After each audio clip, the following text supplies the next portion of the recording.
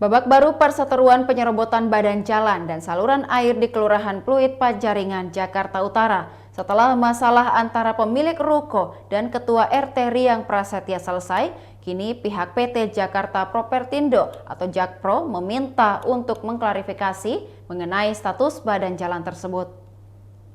Sebelumnya Ketua RT 011 RT 03 Kelurahan Pluit Riang Prasetya mendesak PT Jakarta Propertindo alias Jakpro untuk menjelaskan duduk perkara polemik deretan ruko Blok Z 4 Utara dan Blok Z 8 Selatan Pluit Pajaringan Jakarta Utara.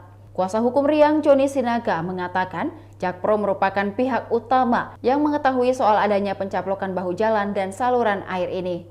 Sebab badan usaha milik daerah itu sejak awal adalah pihak yang menguasai deretan ruko itu sebelum menjualnya kepada perorangan pada tahun 2019. Dilansir dari kompas.com, PT Jakarta Propertindo pun buka suara dan menjelaskan jika lahan yang dicaplok ruko itu di kawasan RT 01 RW 03 Pluit Jakarta Utara bukanlah bahu jalan. Hal itu disampaikan oleh VP Corporate Secretary Jakpro Syahrial Sarip menanggapi polemik penggunaan lahan saluran air dan badan jalan untuk ruko-ruko di kawasan tersebut. Syahrial secara tegas menyatakan lahan yang dimanfaatkan oleh ruko merupakan aset PT Jakpro sebagai salah satu badan usaha milik daerah DKI Jakarta.